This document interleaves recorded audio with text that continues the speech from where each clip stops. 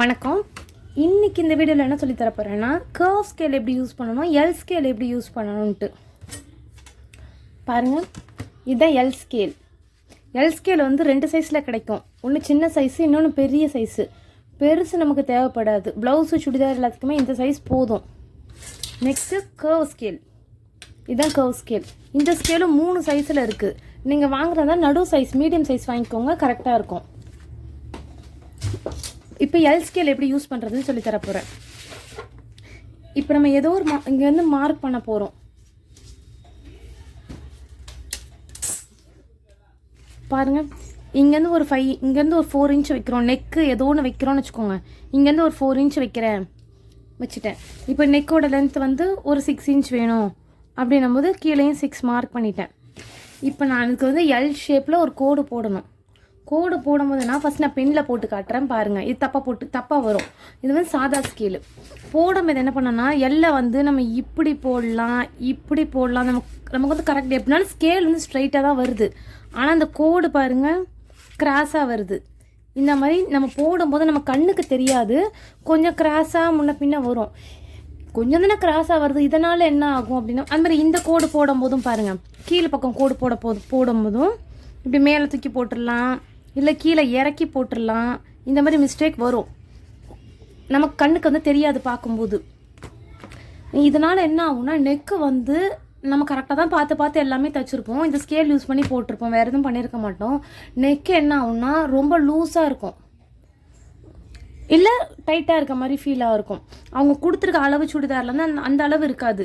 கழுத்து பெருசாக இருக்கும், இல்லை சின்னதாக இருக்கும். ஆனால் நம்ம நினைப்போம், நம்ம இது கரெக்டாக தானே மெஷர் பண்ணி மார்க் பண்ணோம், அப்புறம் ஏன் இப்படி வருதுன்னா, இந்த மாதிரி இந்த ஸ்கேல் யூஸ் பண்ணி நம்ம போடும்போது என்ன ஆகும்னா கிராஸ் ஆகும். இந்த லைன் கிராஸ் ஆகிறதுனால அளவுகள் மாறும். அப்படி மாறாமல் இருக்கணும்னா ஃபஸ்ட் ஒரு மெத்தட், இங்கே 4 இன்ச் வச்ச மாதிரி இந்த முடிகிற இடத்துலையும் 4 இன்ச் வச்சு மார்க் பண்ணணும். பார்த்தீங்களா? அப்போ எங்கே வருது பார்த்தீங்களா? 2 கோட்டுக்கும் நடுவில் வருது. அதே மாதிரி இங்கேருந்து இங்கே 6 இன்ச் மார்க் பண்ண மாதிரி இங்கேருந்து நம்ம இன்ச் டேப் வச்சு 6 இன்ச் மார்க் பண்ணணும். அப்படி மார்க் பண்ணி பண்ணும்போது அளவு கரெக்டாக வரும். இன்னொன்று, இந்த எல் ஸ்கேல் இந்த 2 அளவு மார்க் பண்ணாலே போதும். இந்த எல் ஸ்கேலை வச்சு ஈஸியாக போட்டுடலாம். பாருங்கள், இப்போ எல் ஸ்கேல் அந்த ரோஸ் கலர் இதோ இருக்குது பாருங்கள், மார்க்கிங் ரோஸ் கலர் மார்க்கிங் இருக்குது. கீழேயும் இந்த மார்க்கிங்கை டச் பண்ணணும், மேலேயும் இந்த மார்க்கிங்கை டச் பண்ணணும். ரெண்டுத்தையும் டச் பண்ணுற மாதிரி வச்சுட்டேன். இப்போ போட்டிங்கன்னா அளவு கரெக்டாக வரும்.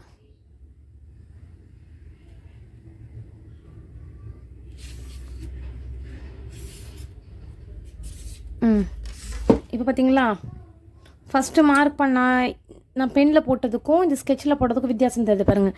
இதுதான் கரெக்டான மார்க்கிங். இப்போ நம்ம இதையும் மெஷர் பண்ணும்போது கரெக்டாக இருக்கும். நம்ம இதையும் மெஷர் பண்ணும்போது கரெக்டாக இருக்கும். நம்மளோட அளவு கரெக்டாக வரும். இதுக்காக இந்த எல் ஸ்கேல் நம்ம யூஸ் பண்ணுறோம். இன்னொன்று என்னென்னா, இப்போ பாருங்கள், துணின்னு வச்சுக்கோ. இது வந்து ஷார்ட் தான், இது துணின்னு வச்சுக்கோங்க. இது பார்த்தீங்களா, முடிகிறது ஒன்று ஒரு இடத்துல முடியுது. இந்த இடம் பாருங்கள், மடித்தது வந்து இது வந்து ஸ்ட்ரைட்டாக தான் இருக்குது.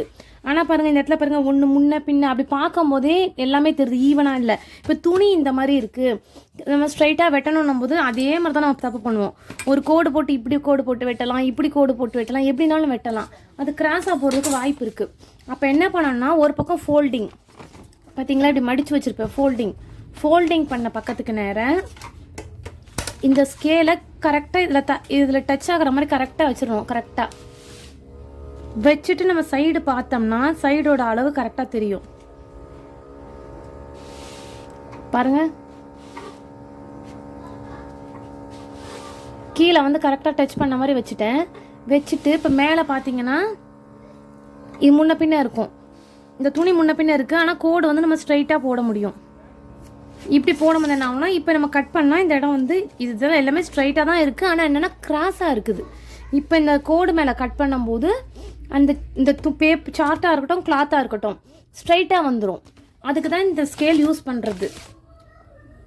அடுத்தது கர்வ் ஸ்கேல் எதுக்கு யூஸ் பண்ணணும்னு பார்க்கலாம். இப்போ பாருங்கள், இது வந்து நெக்குக்கு சும்மா ரஃபாக தான் மார்க் பண்ணியிருக்கேன். நெக்குக்கு ஒரு பக்கம் மார்க் பண்ணியிருக்கேன், ஸ்லீவ் ஹார்ம் ஹோலுக்கு ஒரு பக்கம் மார்க் பண்ணியிருக்கேன், ஸ்லீவுக்கு. இப்போ இதுக்கு வளைவு போடுறதுக்கும் இது வளைவு போடுறதும் இந்த கர்வ் ஸ்கேல் யூஸ் பண்ணி எப்படி போடுறதுன்னு சொல்லித்தரேன்.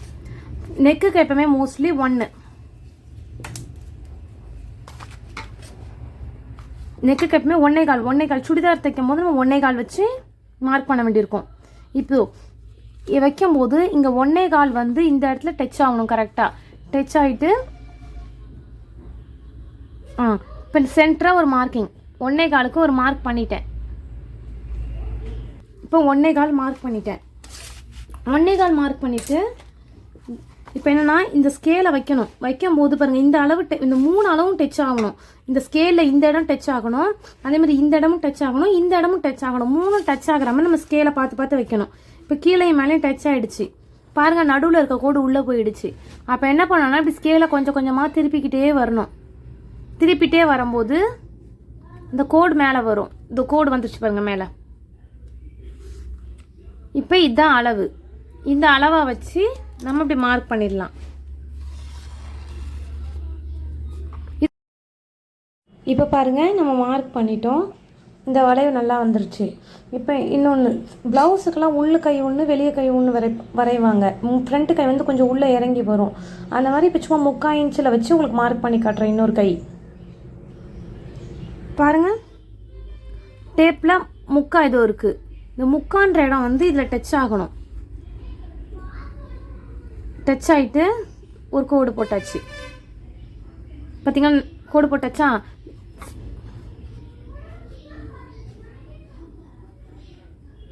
கோடு போட்டாச்சு. இப்போ அதே மாதிரி இப்போ இந்த 3 லைன் டச் ஆகணும். இதுவும் இந்த லைன் இந்த கோடு டச் ஆகணும். அந்த மாதிரி ஸ்கேலை வச்சு ரொட்டேட் பண்ணிகிட்டே வரணும். வைக்கும்போது பாருங்கள், கீழேயும் மேலேயும் டச் ஆகிடுச்சு. நடுவில் வந்து ரொம்ப கீழே இருக்குது. இப்போ ஸ்கேலை கொஞ்சம் கொஞ்சமாக இப்படியே ரொட்டேட் பண்ணிகிட்டே வந்தீங்கன்னா அது டச் ஆகிடும்.